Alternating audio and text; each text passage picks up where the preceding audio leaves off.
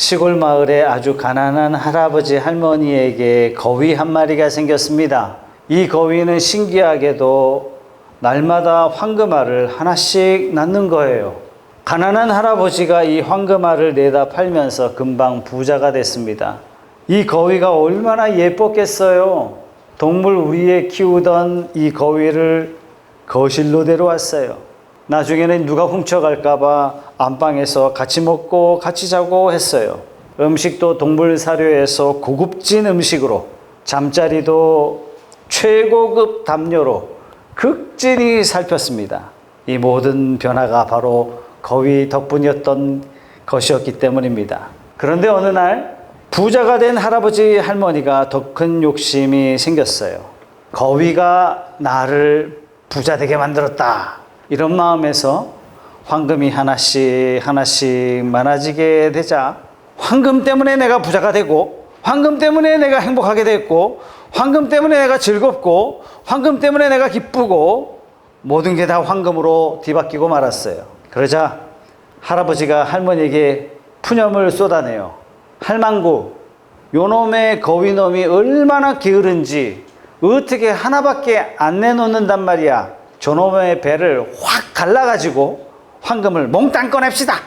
한꺼번에 얻으려다가 한 개도 못 얻는 신세가 되고 말았습니다. 이것은 이솝 우화에 나오는 우화입니다. 처음에는 거위가 너무 고마웠어요. 그런데 황금 때문에 모든 것이 가려지기 시작했어요. 실상 황금알을 낳아준 거위 덕분임에도 불구하고 그 거위를 황금 때문에 더 이상 보이지 않게 되었습니다. 여러분, 이것은 우리의 삶에 발생합니다. 하나님을 알게 되면서 모든 게 변화가 돼요. 그저 하나님께 감사해요. 하나님 때문에 병원에서도 치료받지 못하는 병도 치료받았고, 하나님 때문에 사업하게 되고, 하나님의 도우심으로 막막한 인생의 목표를 가지게 되고, 하나님 목표 따라 열심히 달려가다 보니까 많은 사람들로부터 인정도 받게 되고, 하나님께서 돈도 주시고 좋은 집도 주시고 좋은 차를 주시고, 어렵고 힘들었지만 직장 생활도 사업도 하나님의 도우심으로 성공하게 되면서 점점 착각하게 돼요. 지금까지 내가 잘해서 이렇게 된 게 아닐까? 앞으로도 내가 잘하면 잘 되지 않을까? 이런 착각을 한단 말이에요. 그래서 점점 하나님의 하자가 가려진 인생을 살게 됩니다. 나님이 잘해서 이렇게 잘 된 것 같아. 여러분도 나님처럼 한번 살아보시면 어떻겠습니까? 이런 교만의 꽃봉우리에 앉아가지고 거만을 떨 때가 많이 있습니다. 여러분, 창세기 11장 바벨탑 사건이 어떤 사건인지 여러분들은 너무나 잘 아실 겁니다. 이때 바벨탑을 어떻게 짓자고 말합니까? 우리가 우리 이름을 내고 우리가 지면에 흩어짐을 면하자예요.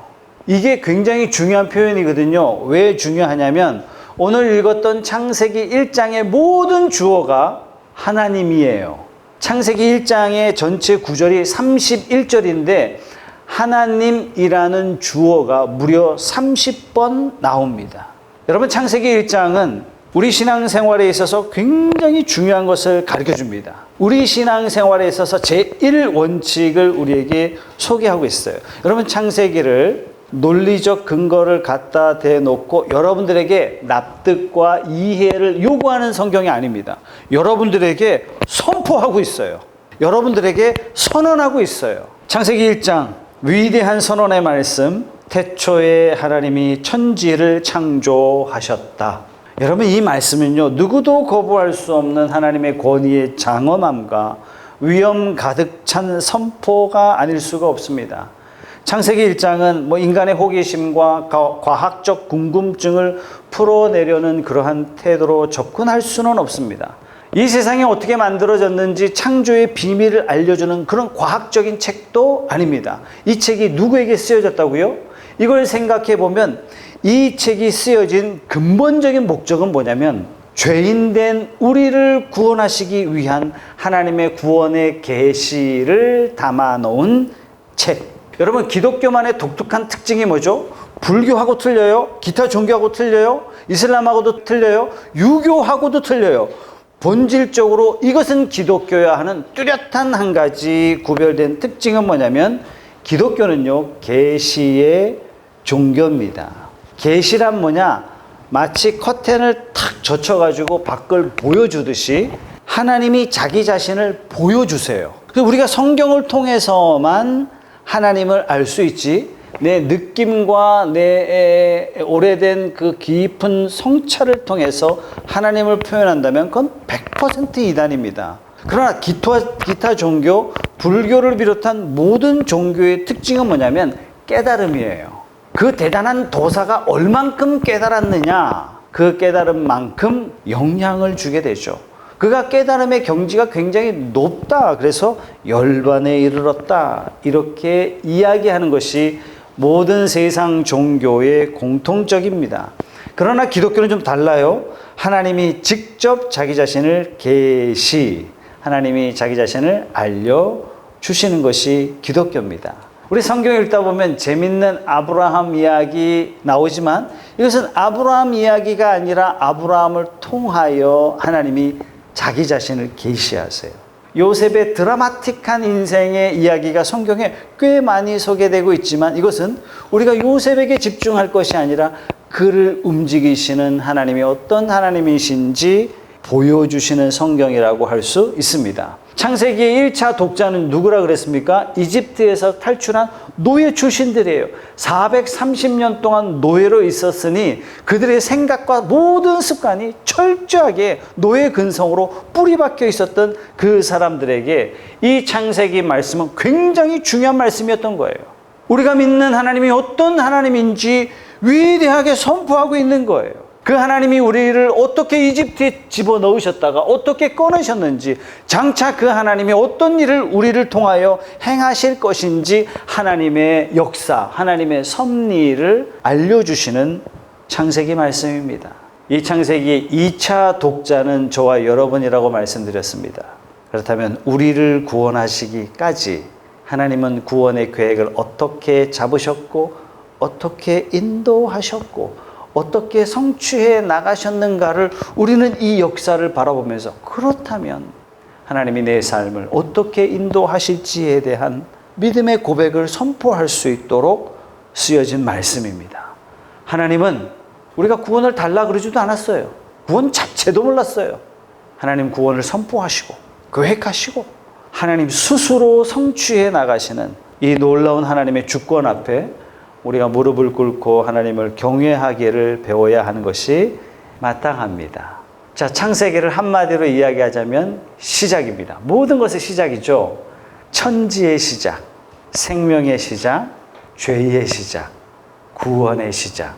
제가 지지난주에 여러분이 창세기를 어떻게 봐야 하는지 이렇게 말씀드렸어요.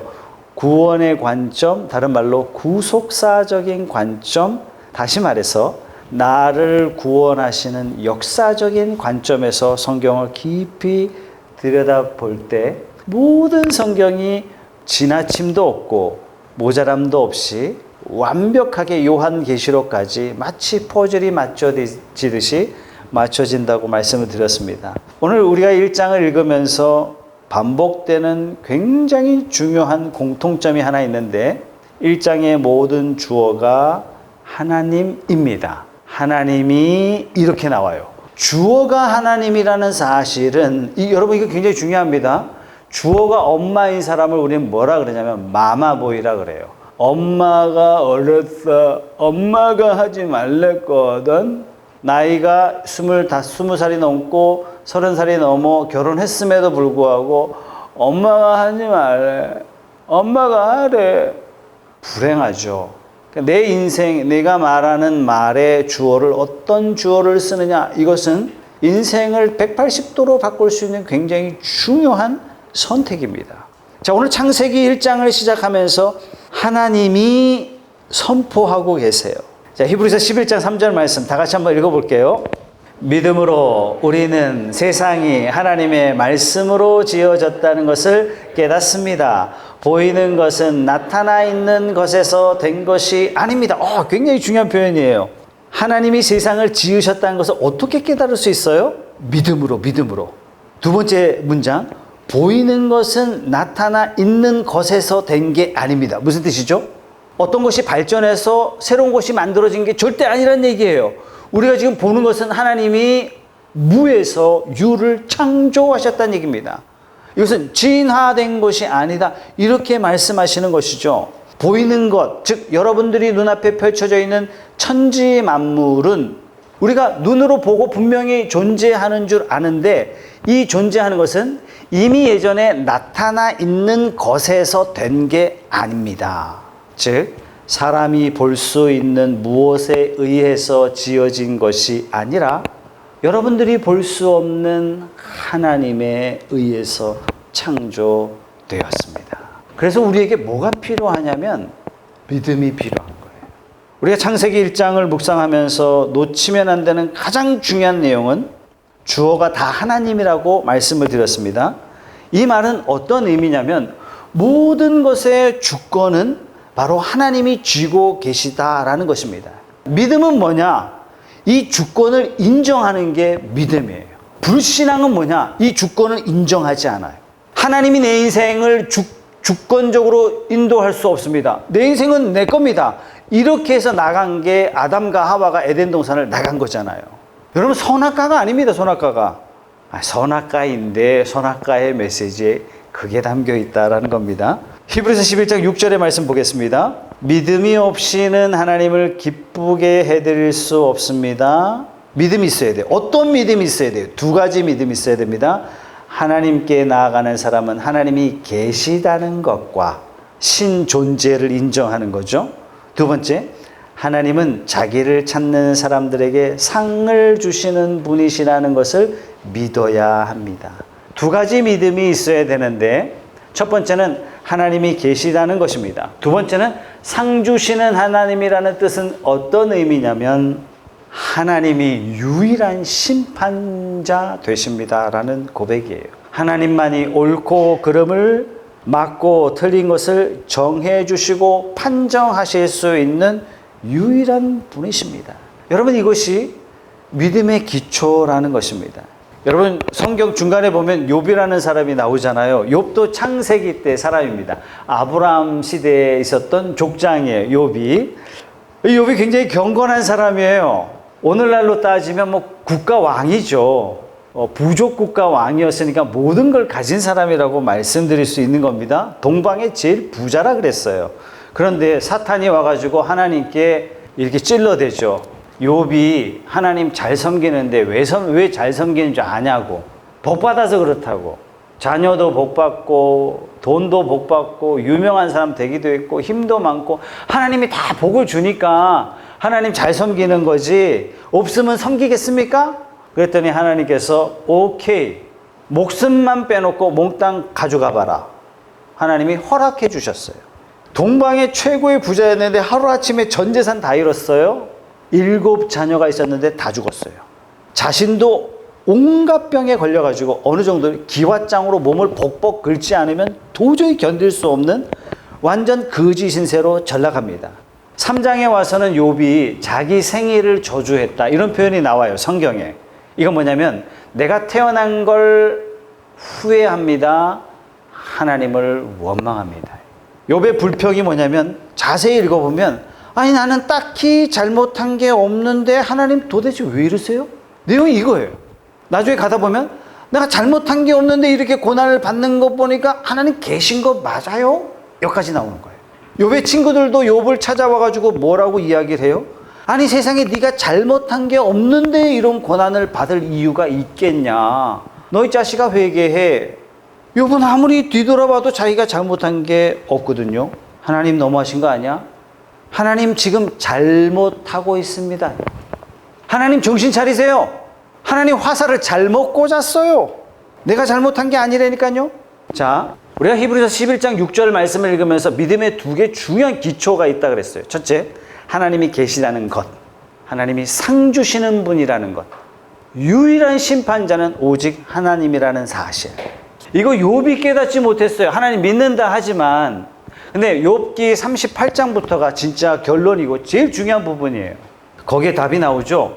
주님께서 드디어 나타나셔서 하나님이 욥에게 말씀하십니다. 1절 2절 말씀 38장. 그때 주님께서 욥에게 폭풍이 몰아치는 가운데 대답하셨다. 네가 누구이기에 무지하고 헛된 말로 내 지혜를 의심하느냐. 하나님이 욥에게 네가 잘못한 게 이런 거야 이렇게 말씀하시는 게 상식이잖아요. 하나님 내가 뭐 잘못한 게 있어요? 이렇게 따지고 있는데, 그렇다면 하나님께서 야 욥 너 잘못한 게 이거야. 네가 다 잘했는데 이런 것들은 좀 부족해서 네가 고난받는 거야. 곧 풀어줄게. 뭐 이런 말씀을 해야 상식 아니냐 말이에요. 그런데 하나님께서 대바람에 나타나셔가지고 욥에게 혼을 내십니다. 4절 말씀에 내가 땅에 기초를 놓을 때 네가 거기에 있기라도 하였느냐. 천지 창조 전이네요. 그죠? 네가 그처럼 많이 알면 내 물음에 대답해봐라.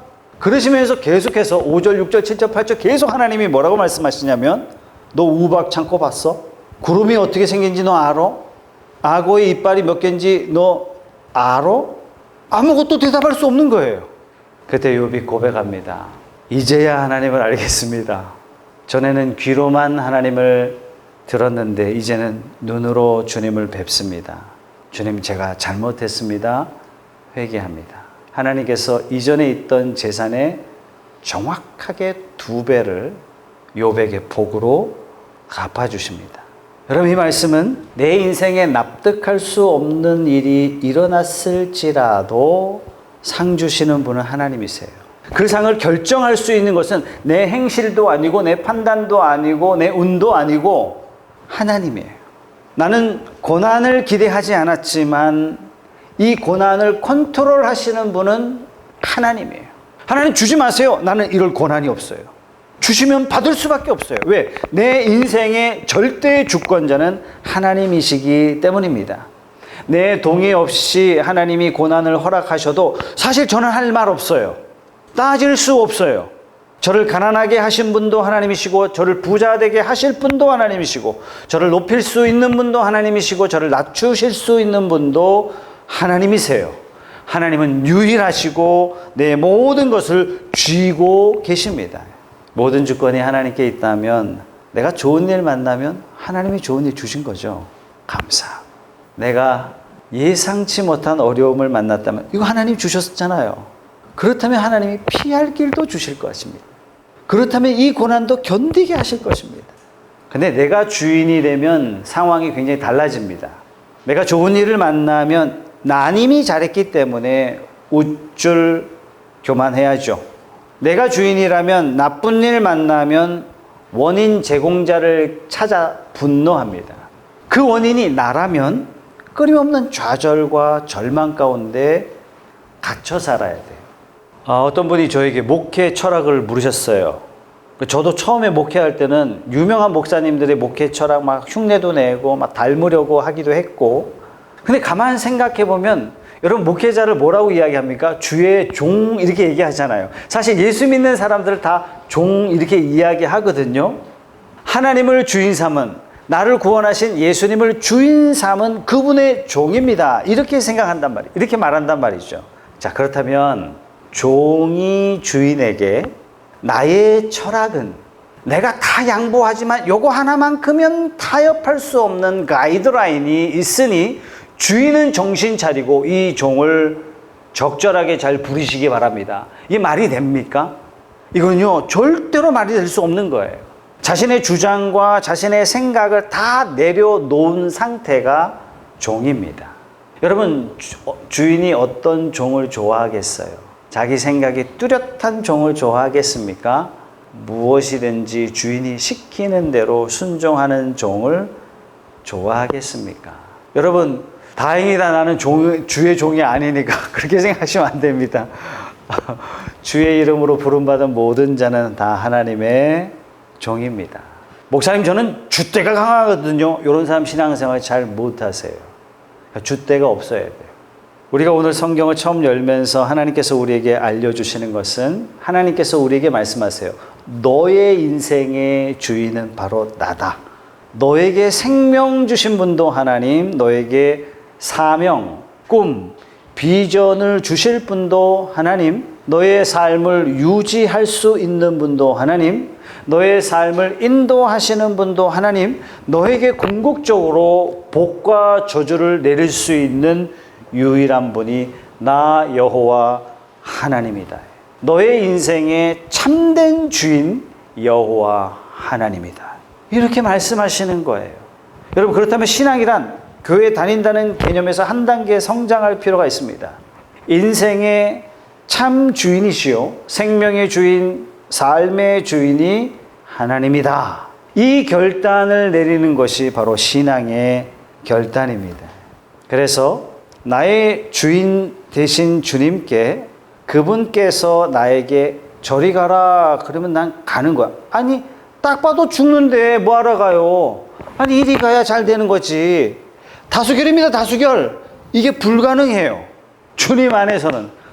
이리 오라 하면 와야 돼요. 하라 하면 하고 멈추라면 멈추겠습니다. 야야, 너는 생각도 없냐? 예, 생각이 있지만 말씀하신 대로 따르기 때문에 이것을 우리는 복종이라고 말하는 것입니다. 이 세상에 우리의 삶을 주도하려고 하는 것들이 상당히 많죠. 많은 사람들이 내가 주인에서 하나님이 주인으로 바뀌는 것이 아니라 내가 주인에서 돈이 주인으로 바뀌고 맙니다. 돈이 없어서 불행해. 돈이 주어예요. 돈을 주인 삼은 거죠. 돈이 나에게 모든 것을 해결해 줄 것 같은 환상을 가지고 있어요. 돈의 종이 되어 있는 겁니다. 그래서 많은 사람들이 제법 돈을 많이 가지고 있는 사람을 만나면 너무 부러워요. 그리고 돈 많은 사람 앞에 기가 한없이 죽습니다. 내가 이렇게 불행한 건 뭐가 없어서 그래요? 돈님이 없어서 그런 거예요.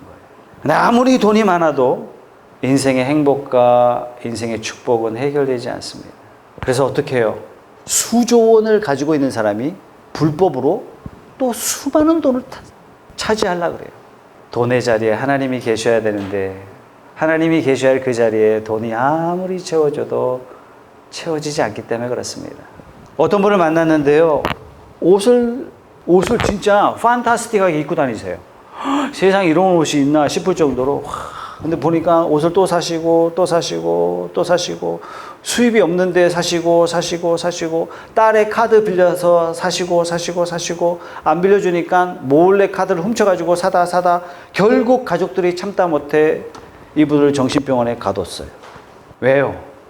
좋은 옷이 나를 예쁘게 만들어주고, 좋은 옷이 나를 행복하게 만들어주고, 좋은 옷이 사람들로부터 나를 인정받게 하고, 이분의 주어는 좋은 옷이에요.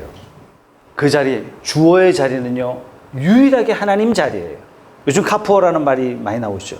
젊은 사람들도 보니까 좋은 차를 타면 사람들로부터 시선 많이 받고, 좋은 차, 장가 못 간 사람도 좋은 차를 타면 뭐 여자들이 막, 그런 여자는 사귀면 안 되는 거죠, 사실은.